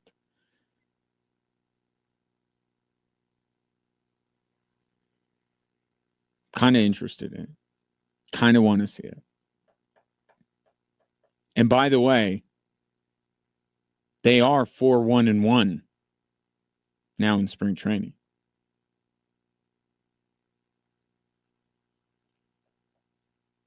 I may change my mind in the next month. But when you are losing hope on a day-to-day basis that either the Nuggets or the Avalanche will summit the mountain and win a title, it's kind of like where those two teams are right now. You kind of feel like, what else is on? Not that you abandon them, but just like looking for a change of pace, and the Rockies are certainly providing that. April 4th, I believe, is the season opener. They play the A's. How perfect is that matchup? A's, Rockies. Here's the other thing going on in baseball. So if you're not on the whole Rockies thing, that's okay. I understand it. They're trying something. They're kind of dipping their toe in the water, so to speak, when it comes to this ABS, this automatic ball strike system, basically robo-ump. So the way that they're just dipping their toe in is during spring training games, you get challenges of balls and strikes. But the twist is that managers can't do it. It's only pitcher, catcher, or batter that can challenge. Which you want to talk about chaos. Allowing those three individuals to dictate whether you challenge a play. I mean, how often you see in the NBA all the time, any call goes against somebody and they're making the helicopter with their finger, like review it. And there's an adult in the room, he's the coach, and he says no. Once in a while he'll indulge, but most of the time he'll be like, okay, do we have a case here? No. Okay, I'm not challenging it. Sorry. To allow pitchers, catchers, and batters to be the sole members of a baseball team who can challenge this, it opens them up to complete chaos. Players going rogue and just, you know what? Review it. And today, I think it was today, may have been yesterday, Max Scherzer, who's still kicking around in Major League Baseball, lost 2 challenges today on balls and strikes. And afterwards, being the sore loser that he is, said he's not sold on this whole idea. Now, it's not something that they're bringing into the regular season. It's only spring training, but we know if they're testing it out, there's a purpose behind it. There's an idea behind it that maybe someday soon it will be implemented. Max Scherzer's like, yeah, I don't know that I get it. And he says that the home plate umpires are very good. And I think they are. Like, you think about what they have. Have you ever watched in social media? You can see it all the time. Have you seen the videos of Paul Skeens getting ready for the season? How in the world can you judge whether it's a ball or a strike when a pitcher gets that much movement on a pitch? It's remarkable what home plate umpires do. It is. But Max Scherzer is being disingenuous. What pitchers love in particular, catchers, batters may have different motivations here, but what pitchers love, especially veteran pitchers like Max Scherzer, what he loves is that he can do homework on these umpires. Pitchers love the fact that they know that an umpire is more generous on the outside corner or the inside corner or high or low. They love that because they can spend 5 days while they're waiting for their next turn to pitch, and they can read up on these umpires, and they can know I can get away with stuff. That's what Max Scherzer doesn't like. He lost 2 challenges today because he was wrong. The ABS system is a flawless system. Unlike instant replay and all these other technologies that we bring into the league that makes the leagues worse than instead of making them better, this would be an immediate improvement. As good as the home plate umpires are, they're not perfect. This is. So Max Scherzer lost these challenges because they were not strikes. They were balls proven by technology. He doesn't like the fact that he doesn't get to be to game the system a little bit and to work within these extra inches that an umpire will give on his strike zone. He don't like it. He don't like that he actually has to throw strikes all the time for them to be called strikes. He wants that advantage.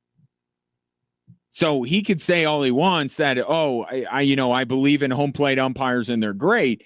And he's right. But what he's upset about is that he can't do that little homework to see, all right, I'm going to get a couple inches on the outside. That's where I'm going to throw it. Pitchers don't like this because they have to be precise. They have to throw strikes all the time. And if you throw strikes, it's more likely you're going to get hit.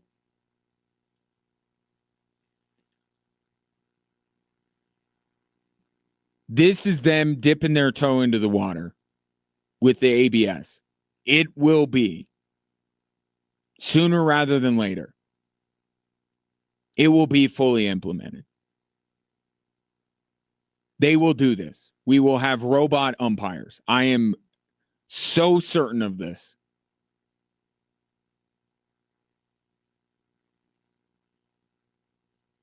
And you know the progression. After spring training is over, Rob Manfred will say something like, it went really well. Yeah, I think it was a good system. And then it will be like, now we're going to do this during the regular season with the challenges. And then it will be, you know what? Why even bog down the game with challenges? Why even do that? Just implement the robot umps.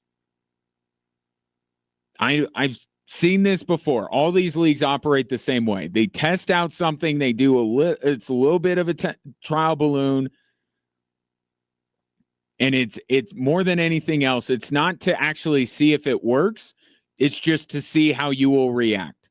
And if there is not overwhelming disdain for this system and what they are doing in spring training, they're going to press forward one more level.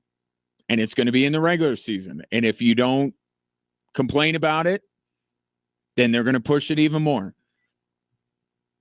I have no problem with it. And I'm generally anti-technology. I've said this on numerous occasions. Instant replay is the bane of my existence. It adds so much time to a game that I don't want to add to a game. Especially at the college basketball level, it takes forever for them to come to a decision. It's just wasted time for inexact science. And it's like, did we really intend for everything to be slowed down, frame by frame in slow motion to decide if somebody was offside or not? But there are exceptions to every rule. GPS with the football, so we don't have a situation like in the Bills-Chiefs game, and robot umpires to call balls and strikes. I'm fine with humans everywhere else. And I would gladly trade challenges in order to get robot home plate umpires. That's the type of technology that I am in favor of in Major League Baseball. 719-247-1313. The three stories that are driving the show coming up next. Wednesday, Air Force takes aim at their third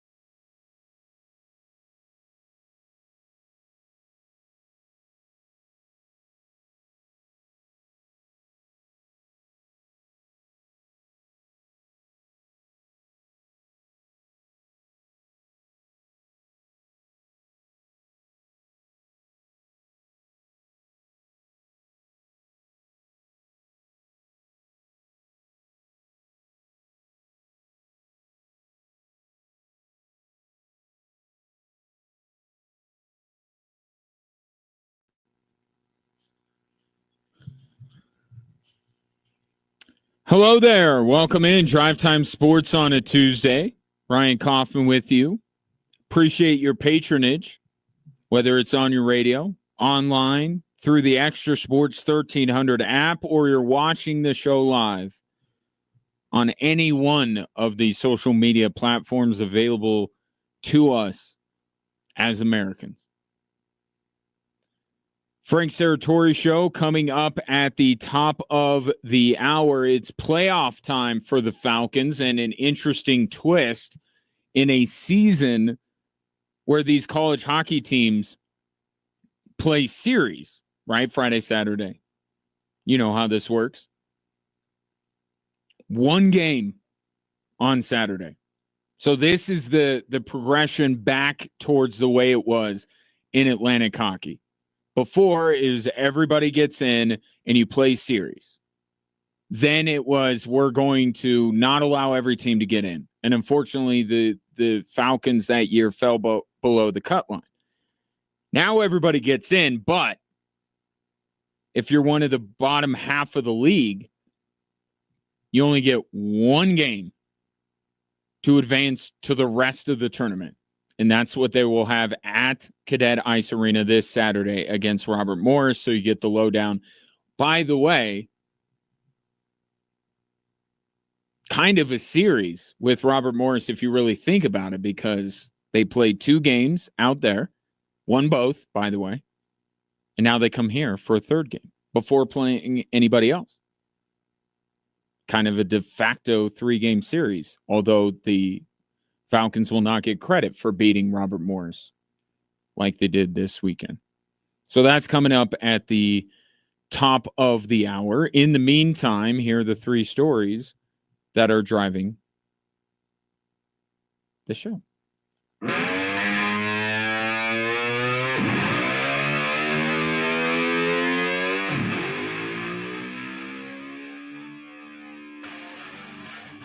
All right, let's start with basketball. Here is story number 1. That was a weird way to put it. Porter back over to Jokic inside the arc. Hands it off to Porter. Porter goes to the left hand, gets down the lane, dunked it home, 2 hands. Flew right past 2 different Indiana defenders. Denver leads it by 10. One more stop in the bucket, and Bob's your uncle. Well, Bob was your uncle. I never really understood that phrase, but it was executed flawlessly by Jason Kosminski on the Altitude Radio Network, as you heard right here on Extra Sports 1300. The Nuggets bounced back thanks in large part to Nikola Jokic's career-high 19 assists. That was the 19th that you heard right there as the Nuggets beat the Indiana Pacers. Now, it is remarkable what Nikola Jokic did last night, because since Wilt Chamberlain in 1968, no other center has done it against any level of NBA team. So when that is the case, you get 19 assists as the center. I don't care if it's against Indiana or against Charlotte or against Boston. It's worth noting and it's worth appreciating. However, the quality of the win, I am not quite as sold on. And there was a lot of discussion last night on social media about whether this would be considered a good win for the Denver Nuggets. And I think it speaks to some of the angst that has been being felt around this team, because it feels like there are so few days where we have gathered together and talked about a great Nuggets win. It's happened. I remember it, but it doesn't happen a lot. In fact, such a thing has not happened in a month. It has been an entire month since the Nuggets have had a win on the level of what they had last night. And that was when they beat Sacramento, who had come in as red hot as anybody in the NBA. They came into Ball Arena. This was before they traded De'Aaron Fox and basically punted on the rest of their season. But they were playing really good basketball. And the Denver Nuggets beat them down That was a good win. Last night was a good win. Indiana is a good team. But we've moved past this. Right? Not all games are weighted the same. In fact, in an 82-game season, there are just not that many games that matter. There just aren't. When you are a championship level team, there are games that don't matter. And there are wins that you can get where you say, that's a good win. It was a good win. But does it change your perspective on the Denver Nuggets at all that they beat the Indiana Pacers? Why should it? We're not talking about Indiana on the same level as the Nuggets. I did this to start the show. Looking at the top 10 teams in the NBA in net rating. Just one metric to judge how good a team is. Nuggets are one of the top 10. The other 9 teams, they are combined 7 and 12 against. And really, when you take it one step further and say what your perception is of the teams that the Nuggets are fighting with atop the NBA, you could really drop off the Clippers and the Mavericks, couldn't you? Do you really look at those teams on the same level as the Denver Nuggets? Well, that accounts for most of those 7 wins.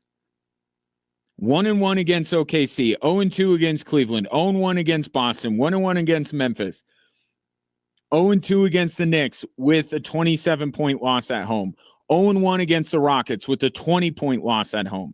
Minnesota, they're 0-2 against them. They lost the last meeting with the Wolves by 29 points. Those are the games that matter. And if the Nuggets were winning these games, then it would be a different conversation. And if the Nuggets are the team that they believe they are, or they want to be,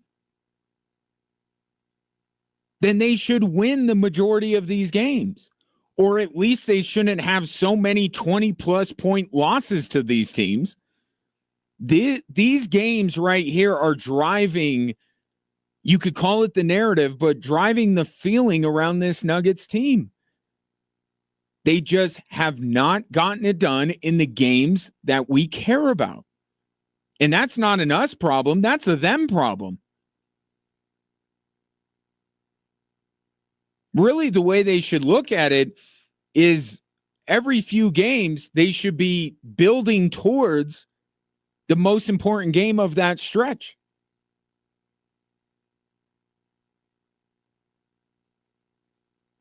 Right? The 9-game winning streak they had doesn't move me. You beat Charlotte, you beat New Orleans twice, who cares? But in a high-profile game on national television against the Los Angeles Lakers, that kind of a game matters. Games against Boston, OKC, Cleveland, Memphis, the Knicks, the Rockets, the Wolves, these are the games that matter, not Indiana. And the Nuggets have not looked good in these games. I'm telling you, they can beat Indiana. They can beat Detroit. They can even beat Milwaukee. They can run roughshod through this week. And if they run into Boston on Sunday and they get beat by 20, guess what the conversation is going to be about this road trip? Bad road trip. Because the Boston game matters more than any of them. And I would argue the Milwaukee game matters more than the Indiana game. That's the problem that the Nuggets are running into. They just don't have enough quality wins that we have to look at a road game on a random Monday night against the Indiana Pacers and hold it up as one of the best wins of the season. The problem is, it's true. It's one of the best wins of the season. But that doesn't speak highly of what the Denver Nuggets have done this season. And it's why there are a lot of people souring on the idea that the Nuggets are a title contender. Because going against these other teams, they don't play well. Now, maybe some of it can change. I would take them in a 7-game series over Houston. The Knicks are having a similar problem against the best teams in the league. Cleveland, Boston, they're on the other side of the bracket, so there's a lot to decide before they even get there. And if they get to the NBA Finals, I think that's a successful season for the Denver Nuggets. So you can omit Boston and Cleveland from this. So I'm not saying every single one of these teams I would take over the Denver Nuggets, but what else are we to go on than what we see against these other supposedly elite teams? Sunday is what matters. That's the game they have to win this week. If they lose on Sunday to the Boston Celtics, nobody's going to care about the quality of the win last night. And that's the territory that you're in when you're a championship contender. Just is. Here's story number 2. Now here's story number 2. I know we're searching for the Joker. It's kind of like the Loch Ness monster, trying to find a goddamn Joker. George Payton kind of already tired about the whole Joker thing. That was him earlier today at the NFL Combine. The general sense I got from both he and Sean Payton was if you're a Broncos fan, you might be wise to lower your expectations.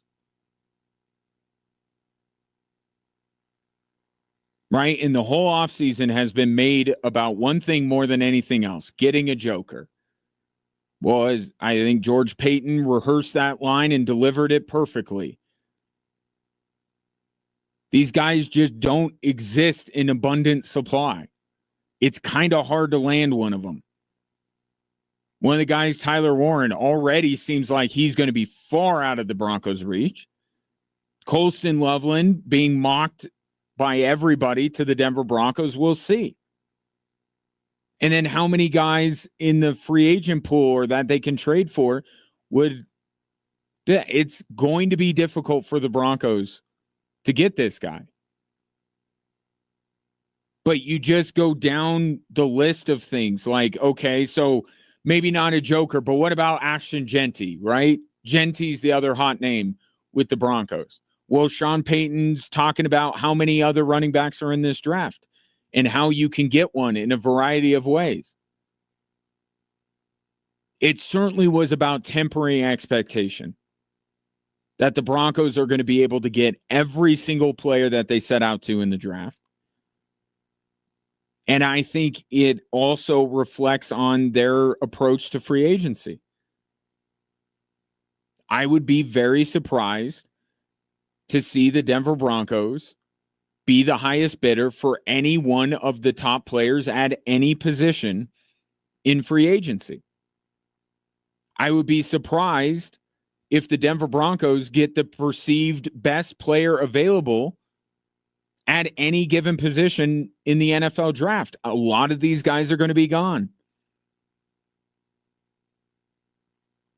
Now, it doesn't mean they're not going to try everything they can to land all these players that they want and address all these needs that they want. But it's just the reality. Now things are getting real, right? Sean Payton at Radio Row at the Super Bowl, he can talk a big game and he can create his, get those clips on social media circulating from Kay Adams and everything else where Sean Payton's talking a big game. And that's all well and good. That's the time for it. But then you start to deal with the reality of you were a good team this year. Guess what? You don't get access to the best players in the draft. Guess what? You're still dealing with Russell Wilson's contract. You don't get to spend like the Commanders or like the Patriots do. Today in Indianapolis was about tempering expectation. We know where the Broncos are looking. We know what they're going to try and do. And I would say they probably check a lot of those boxes. But this dream scenario where they sign T. Higgins and draft Tyler Warren, and then they come back in the second round and get Ashton Genty, like this dream offseason, I think it's going to be a more measured approach. I think the Broncos are going to be aggressive in the right spots. I think you will certainly see them make a number of moves, but I don't know if they're going to be stealing NFL headlines all offseason. And that's the reality, but I also don't think it's the worst thing in the world. I still think this team needs to have a more measured approach. Get out from under the Russell Wilson thing. Make sure that you're being very cautious with who you're bringing in to your organization, who you're putting with Bo Nix. Like, we're still in that kind of realm right now with the Denver Broncos. They're not all in. They're not, let's just grab anybody. They got to still be finding the right guys. And I think that's I think that's smart. And it can still get the Broncos to where they want to be this year, which is back in the playoffs. On top of the AFC West, pump the brakes a little bit. Speaking of a development in the Rob Gronkowski comeback story. So if you didn't see this earlier, Cecil Lammy of 104.3 The Fan in Denver tweeted out that he has heard from a source that Rob Gronkowski is eyeing an NFL comeback. And naturally, a lot of other people took that, ran with it, said, why wouldn't it be with his Fox buddy, Sean Payton? And I get inundated with these, hypothetical betting lines or betting odds for Rob Gronkowski's next team. It happens all the time.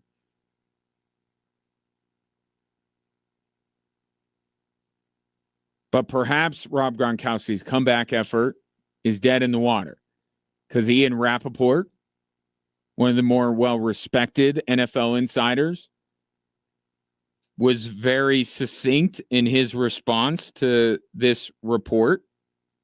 Nope, period, nonsense, period. So how will we remember Rob Gronkowski's NFL comeback? It doesn't make any sense. Like, Rob Gronkowski, I think there's a world where two things can be true. I think that Rob Gronkowski could actually be contemplating it, but it be completely insane and have a 0% chance that it's going to work. Rob Gronkowski has not played a down of NFL football in 4 years. And I did more research than I care to on this subject. I found 3 names of players that were away from the NFL for 4 years and came back. George Blanda, who is a kicker, little bit different. Doug Flutie and Tommy Maddox. What do Doug Flutie and Tommy Maddox have in common? They were playing quarterback elsewhere. They weren't away. That's the thing with Rob Gronkowski. He's not even playing football. He's not in the XFL. He's not in the Arena League. He's a studio analyst. We wonder if NFL coaches, after being out of the league for 2 years, like, we think that there's might be no chance that Bill Belichick is ever back in the NFL and he's going to be out for 2 seasons. And we're supposed to take seriously the idea that Rob Gronkowski is going to leave the Fox set after 4 years and come back? Like, he may have a wild hair,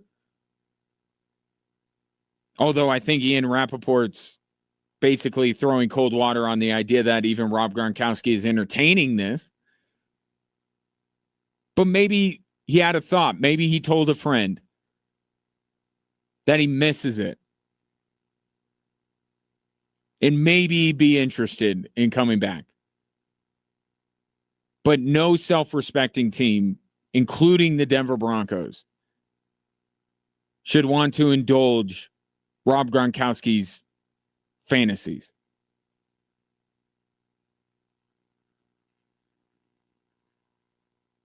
Broncos got some serious football business to attend to. Let Rob Gronkowski's vanity play go to the XFL or something like that. So, believe who you want. Cecil Lammey reporting Rob Gronkowski considering a return. Ian Rappaport calling it nonsense. 719-24-7. 1313 more Drive Time Sports after this.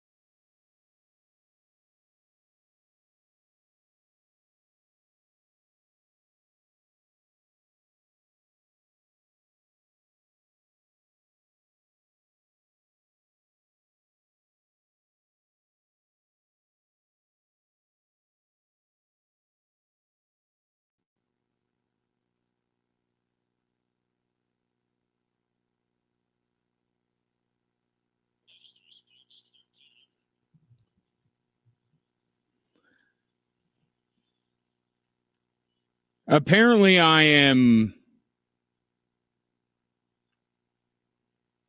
maybe alone. I don't know. There's one dissenting opinion when it comes to Rob Gronkowski's potential comeback and the Broncos being a potential landing spot. A lot of potentials in that sentence.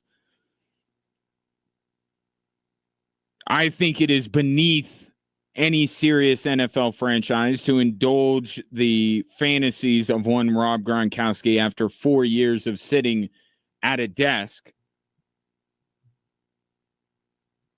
But Tom's all in. Let's go Broncos. Can't wait to get my jersey. So there you go. Is this going to be like Zach Wilson?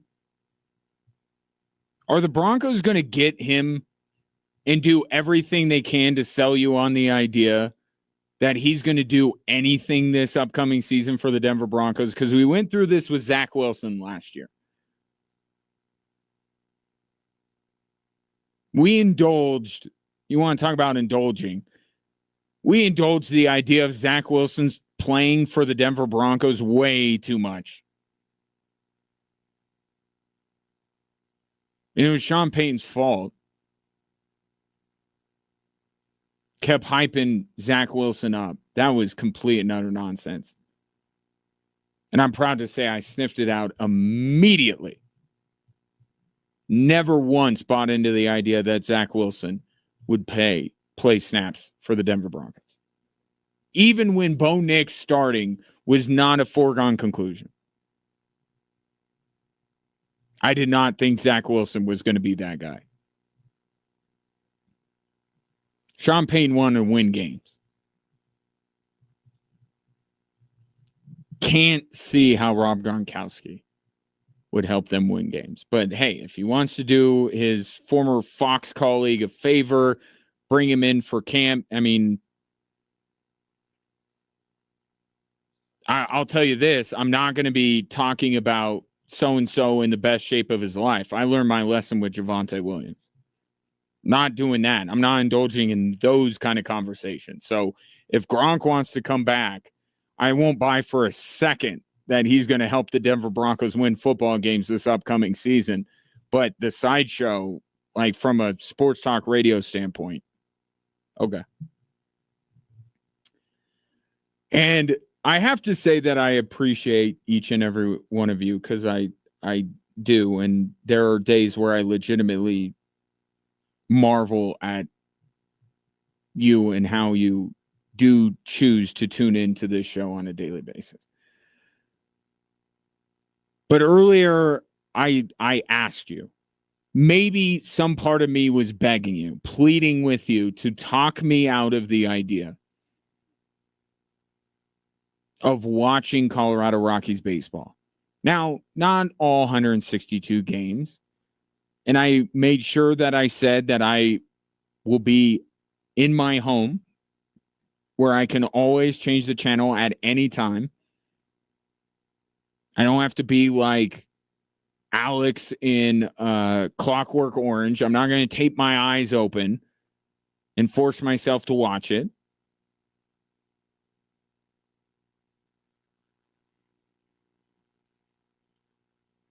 But, you know, just being able to watch sports and not feel the weight, you know, with the Avs and the Nuggets, there's so much weight on them right now. It's such a downer, these seasons. Because these two teams don't look like they're capable of accomplishing what the goal of the season is. With the Rockies, I don't know what the goal is. Other than to be completely chaotic. And I kind of right now, I'm kind of craving that. But part of me was reaching out to you and saying, please talk me out of this. And I appreciate sincerely your efforts of doing that. Albert sent a good Drew Litton cartoon that I'm not going to be able to do justice, but it's a fan watching TV and noting all the terrible things that are going on right now and says, and it can't get possibly any worse. And there's Dinger tapping him on the shoulder. It's a good one. But Albert says, good thing I said in my couch, because if I'm taking my kids, then that may be grounds for me to lose my parental rights. And then suggests I better have a few Guinnesses available to me. Tyler says, if you watch the Rockies, you will feel compelled to talk about them on the air. Don't let them bring your ratings down. And then from Lance, do you mean watch the Rockies or the Rocky? Do watch the Rockies, ROCKY_S, or the Rockies, ROCKIES? You should definitely watch the Rockies, as in the Rocky movies. You should definitely not watch the Rockies. Thank you. I don't see a therapist. This is my daily therapy. And you, on occasion, are my therapist. And when I tell you about my self-destructive tendencies, that I will hurt myself in a deep way by watching Colorado Rockies baseball, you've pulled me from the edge. And I sincerely appreciate that you're doing that. But also, not much on television during the summer. Tell me I'm going to have to read a book or something? 719-247-1313. I could be talked back the other way.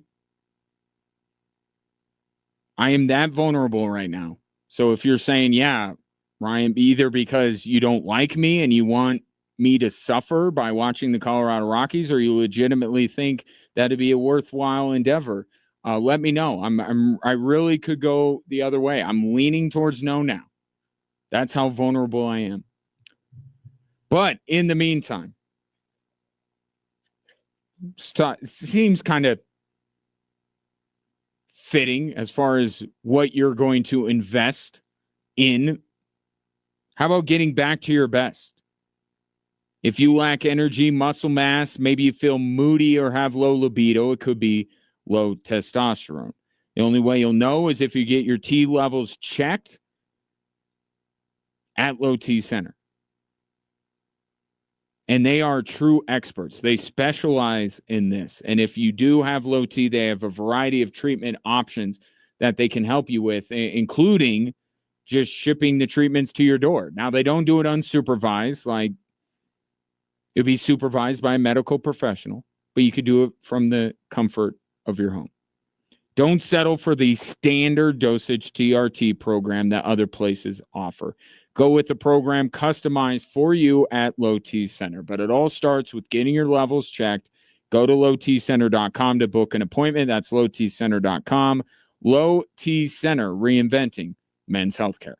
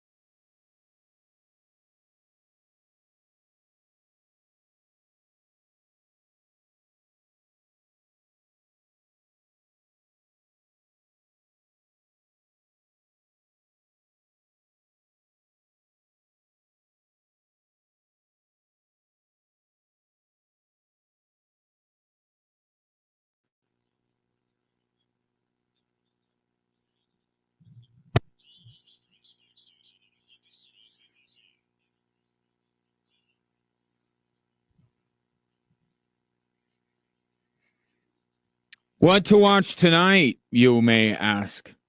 How about the revenge game of all revenge games?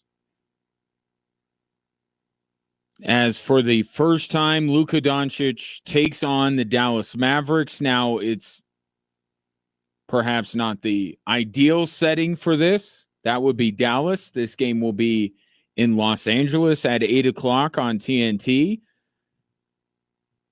But the first time that Luka goes up against the Mavericks is going to be the best time.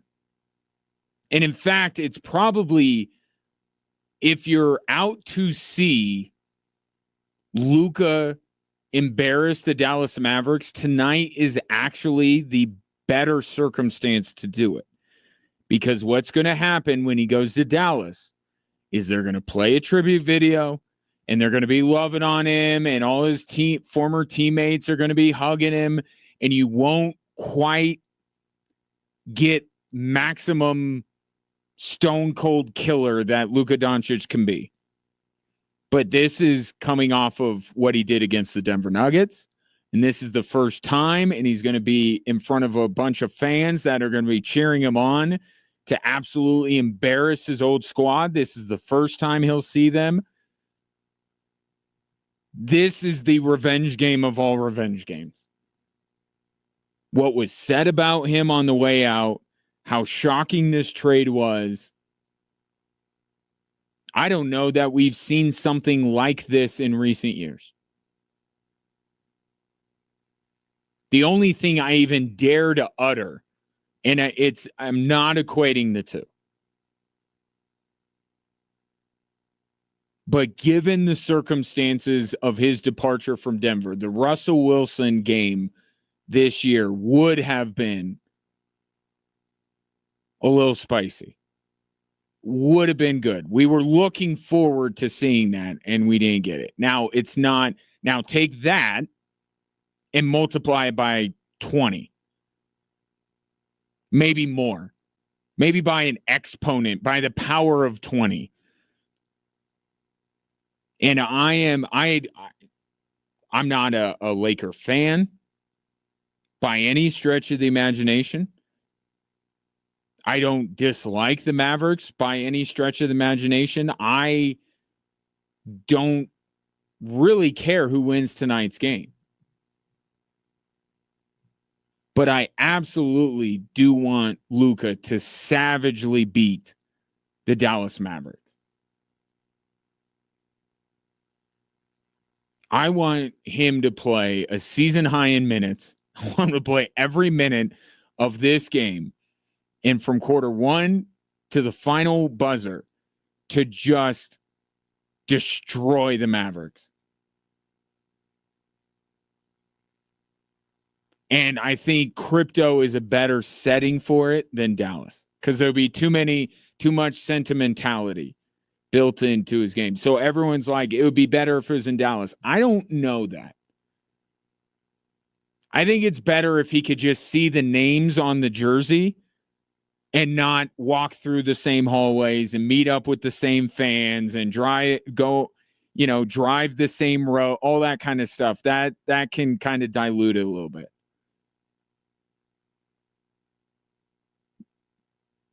I'm very interested to see the first time he goes back to Dallas. I think it's going to be a very pro-Luka crowd, but that can soften the edges on Luka. I just like to see the Mavericks kind of embarrassed in their own building by having their fans cheering actively against their team. But for now, this will do. And that's 8 o'clock tonight on TNT if you are so inclined. All right, what else did I miss? Baltimore. Who said this? Was this the general manager? Where is it? Ravens general manager Eric DeCosta. Obviously, you know what is going on with his kicker. And he called the allegations serious and concerning. And I don't blame Eric DeCosta. for saying that. But if that's not the understatement of the year, I don't know what is. Serious and concerning. Given what Justin Tucker is to alleged to have done, serious and concerning is selling it incredibly short. It is despicable criminal behavior that Justin Tucker allegedly took part in. Serious and concerning doesn't even come close to capturing the gravity of this situation.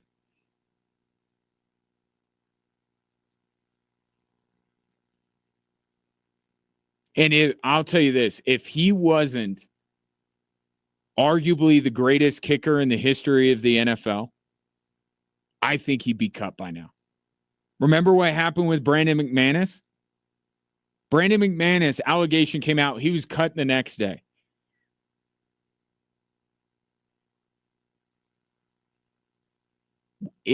If Justin Tucker, you can scoff at the idea that he's a kicker and there's no way that he gets the lifeline that Deshaun Watson got.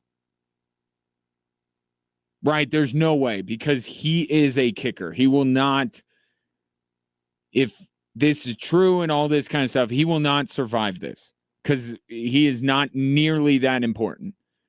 But given his history with the Ravens, given that he is arguably the greatest player to ever kick a football, that's the only reason why on February 25th, he's not already on the unemployment line. But it's happening. There is no way the Ravens can, and they don't have to look any further than their own division than to see how they don't want that. And this is a team that is trying to win a Super Bowl. You don't need this.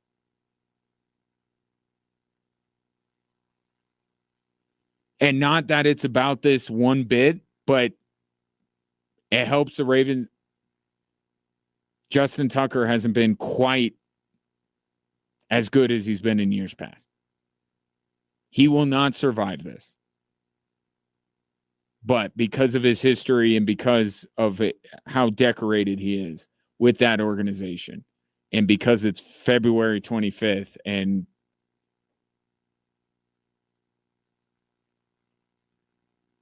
they don't have to do anything right now, that's why they're not. Serious and concerning. Titans general manager says that he believes Travis Hunter can play both ways in the NFL. And it just goes to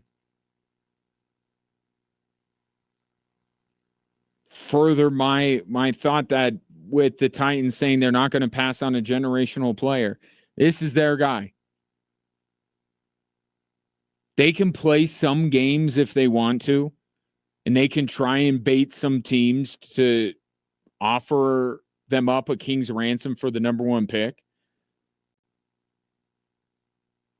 But I think there's no other player in this draft that you can easily sell to your fan base and immediately win the draft than Travis Hunter.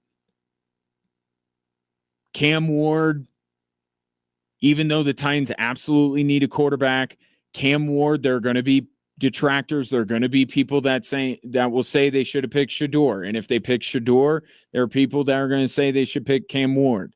There are going to be positions that are less glamorous that they can pick, still very good players that won't fly with their fan base and with the media. With Travis Hunter, it's an easy win. He is a generational player.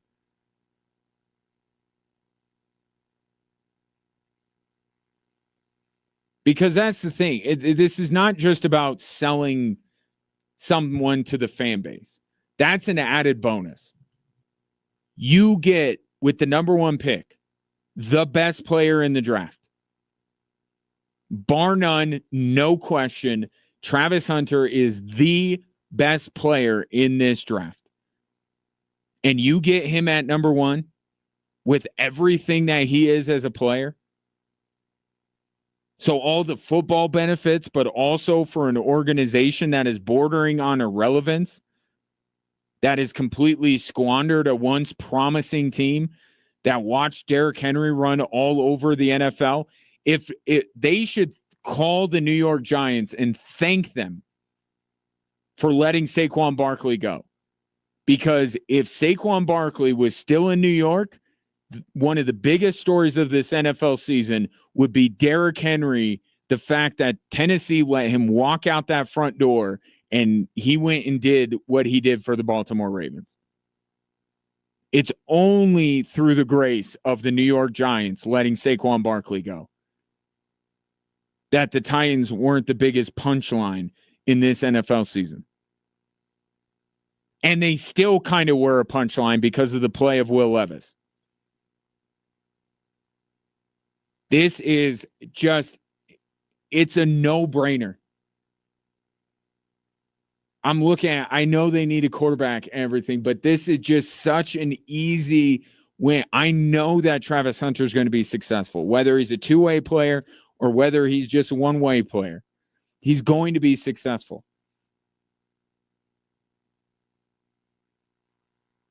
And certainly there are ways that the Titans can mess him up because bad organizations will find a way to mess up young players. But I think there's a lower probability with Travis Hunter. Now, if one of these quarterback-needy teams decides they love Cam Ward so much or they can't bear the thought of Shedeur Sanders being drafted before they get a say, then if you're the Titans, you're in a win-win. If nobody offers you anything, you get two players in one in Travis Hunter. And the best player in this draft.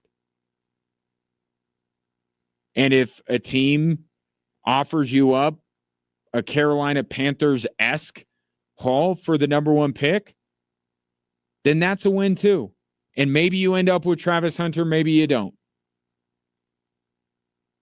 But you get all this draft capital, you move down. Who knows? If they move down, one of the quarterbacks might be there.